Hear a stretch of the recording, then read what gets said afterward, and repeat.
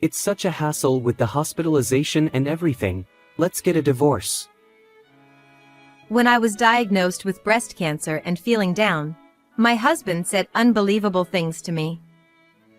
He handed me divorce papers and walked out on me. At first, I was shocked by his actions. But gradually, anger welled up inside me. So, just as he wished, I submitted the divorce papers. I don't care even if he regrets it later. A week later, he, looking as white as a sheet, showed up at my door with a wad of cash. Truly adorable. Hey, it's Mommy. It was 6 years ago when I gave birth to our daughter, Nadia, at the age of 27. My husband, George, who was present at the birth, shed tears of joy. We spent our days feeling peaceful happiness, but that happiness didn't last long. Eventually, I realized that George only doted on our daughter when it was convenient for him. Stop being so noisy. Do something about it. Looking at Nadia, who wouldn't stop crying, my husband tooted loudly. When I first met him, I was drawn to his easygoing and genuine personality, but he couldn't stand anything disrupting his own pace. Whenever our daughter, who was still a baby at the time, started fussing while he was enjoying things like video games, his mood would instantly sour. Nadia, go over there, okay? I knew his personality. I would often try to move away from him when Nadia was upset, or I would try my best to soothe her, but dealing with a baby isn't always straightforward. Hey, you're the mother, why can't you keep her quiet? Despite my efforts, George would completely disregard such moments and blame me. But then, when he was in a good mood, Nadia, come to Daddy. I'll hold you. He called Nadia in a silky voice. But Nadia, with a face that looked like she was about to burst into tears, reached out for me instead. It was as if she knew that her father's affection was fickle. What's wrong with her? Mary, maybe it's your bad parenting. With those bitter words, George stomped heavily on the floor and stormed out of the room. Because he was like that, as our daughter grew older, she started to watch his face and became hesitant to approach him. I never had raised a child and I felt lost.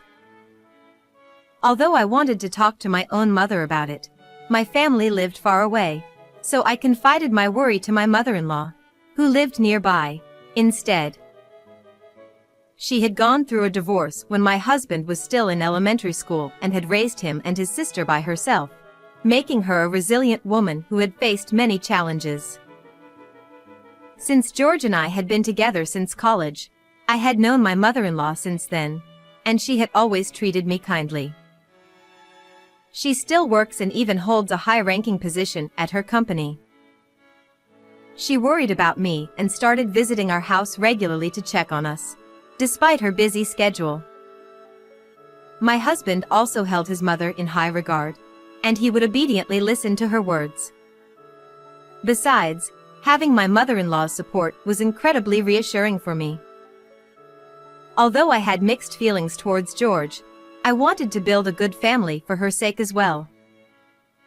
There were times when I couldn't agree with George, and I would voice my opinions. However, I often swallowed my frustrations, knowing that if I just endured, things would eventually settle down, and I continued to live with him. After a year of maternity leave, I returned to work, and my days became truly hectic. Wow, it was really busy today. You're being dramatic over a little work. You earn less than I do. Whenever I showed even the slightest sign of fatigue from balancing work, household chores, and childcare, my husband would make a disgusted face. My mom managed both housework and work just fine. You should learn from her. My husband said this with a smirk, as if mocking me. He probably meant it as a jab. However, As someone who respected her as a fellow woman, I took his words to heart and used them to motivate myself. As time passed and our daughter turned 5, I began to notice a different change in my husband's behavior.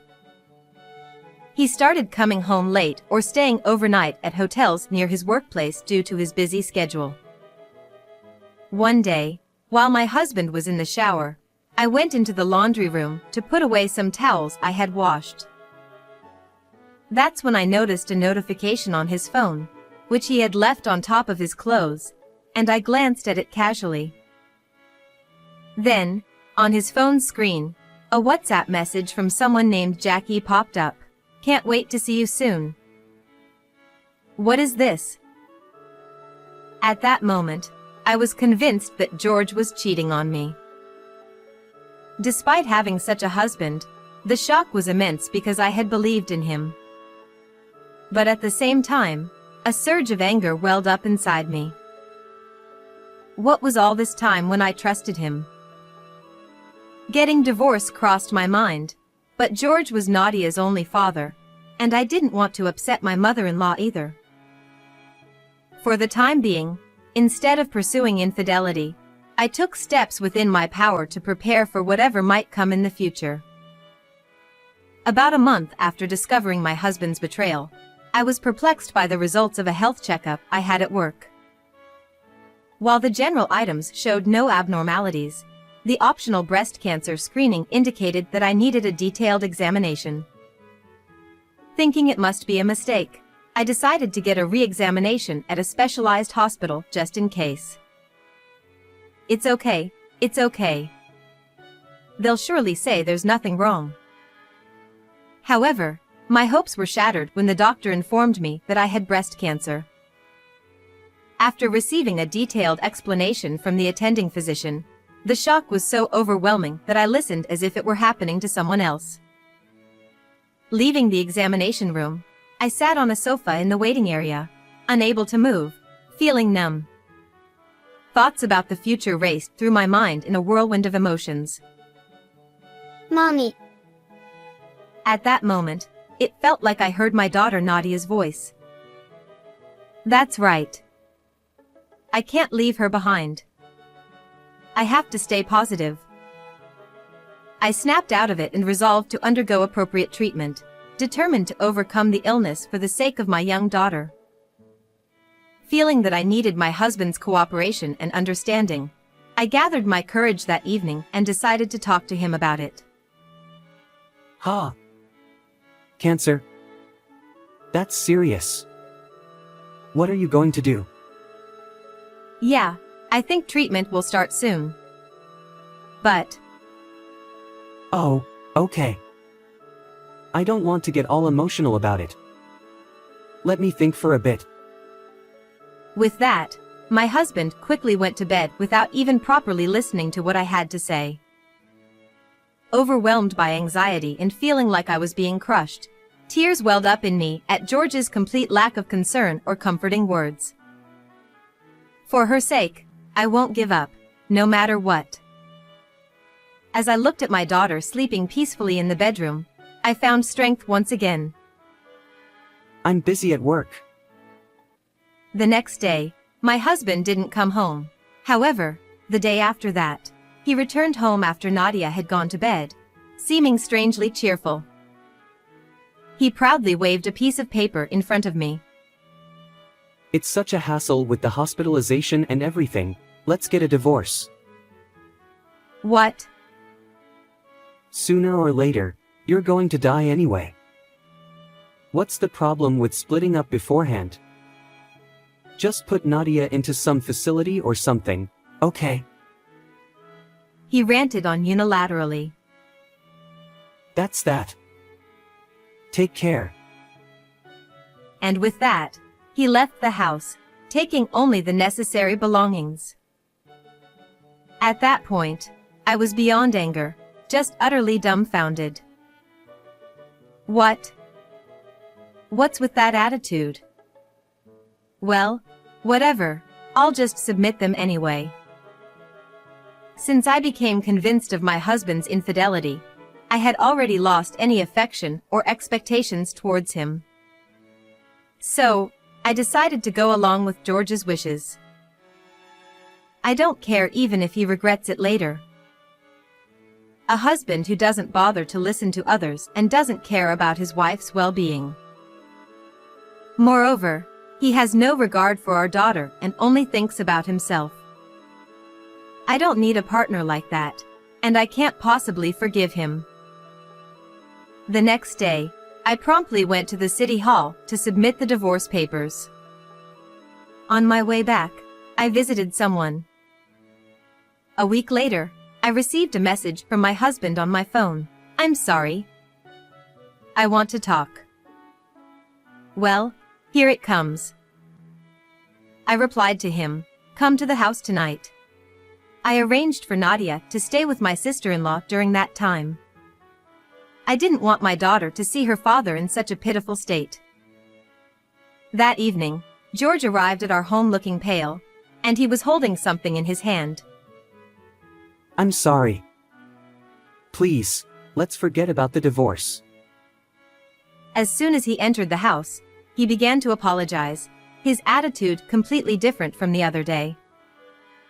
"What? What are you up to now?" I said coldly, and he looked flustered with teary-eyed. You suddenly dropped the bomb about having cancer, and I got all shaken up and said those things. He grabbed my arm and shook it back and forth, looking at me from under his brows.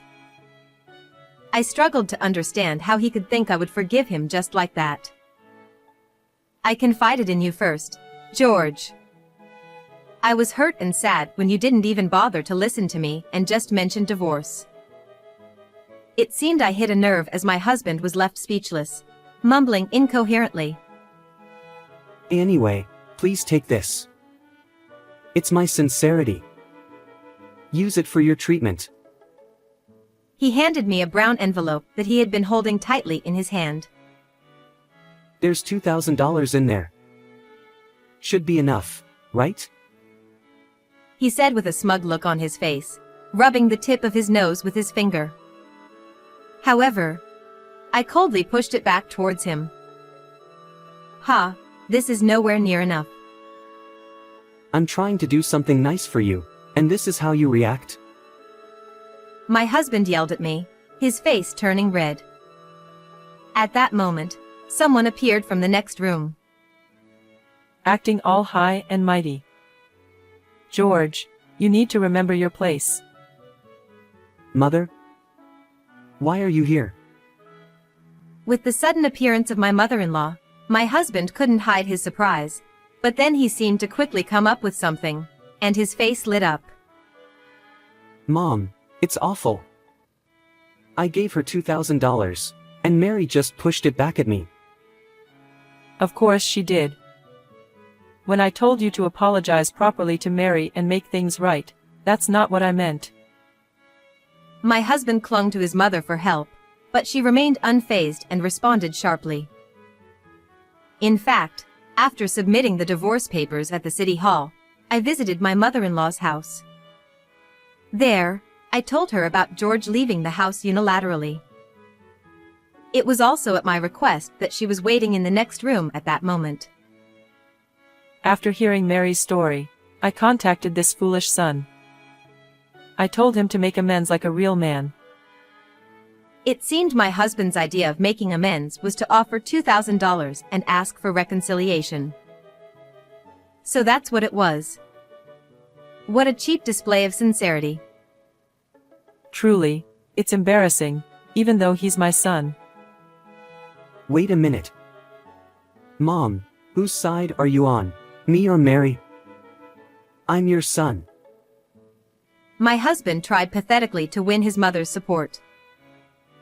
Then, I decided to play my next card. "George, you've been cheating, haven't you?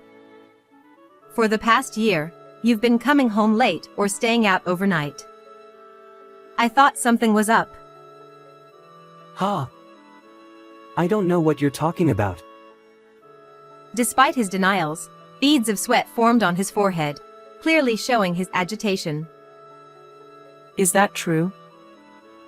Since I hadn't yet told my mother-in-law about George's infidelity, she turned on him with a fierce look, demanding answers. Mom, that's not true. Mary's just misunderstanding. My husband hastily tried to deflect, but I wouldn't let him get away with it.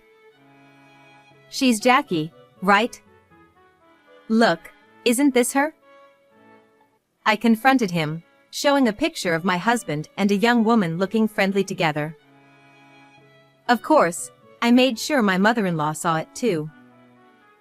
When I became convinced of my husband's infidelity, I searched George's social media and found a woman named Jackie who often commented on his posts.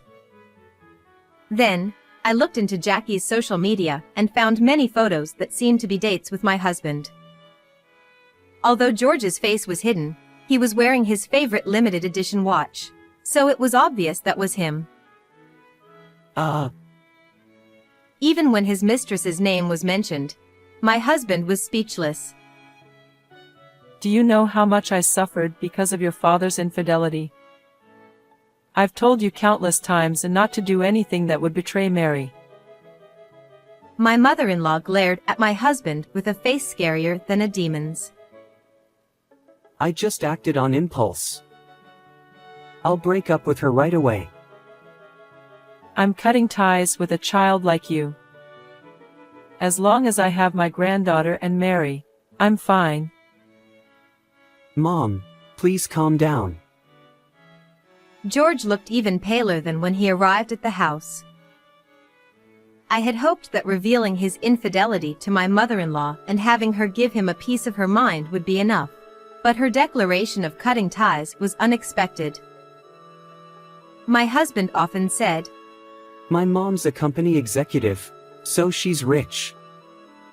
If anything happens, we can rely on her. and had been counting on my mother-in-law financially. Mary, I'll break up with the other woman. Please help me reconcile with Mom. I'm begging you. Don't be ridiculous. When I scolded my husband as he pleaded, he flinched for a moment but then stubbornly clung to my hands. Please, don't say that. The divorce papers have already been filed, and my mind is made up. You said that $2,000 was your gesture of sincerity, but you're missing a zero. Ha! As I pushed my husband away and said that, he looked bewildered. I'll demand $20,000 in compensation, so make sure to settle properly. That's impossible. My husband, finally understanding the situation, looked more pathetic than I had ever seen him before, utterly stunned. Oh, by the way, fortunately, my breast cancer is in the early stage, so with proper treatment, full recovery is expected. When I piled on after that, my husband slumped down right there, completely defeated. Since then, as promised, I demanded $20,000 in compensation and $500 a month in child support from my husband. George apparently got dumped by his affair partner shortly after that and is now living alone in a small apartment. He's been going to my mother-in-law's house repeatedly, pleading for forgiveness, but she has steadfastly refused to accept him back. I've completed my treatment and things are going well. While I was at the hospital, my mother-in-law took care of Nadia, supporting us both mentally and physically. Nadia has grown quite fond of her, and she's full of energy. I want to express my gratitude to my mother-in-law and continue to spend each day with Nadia, filled with smiles,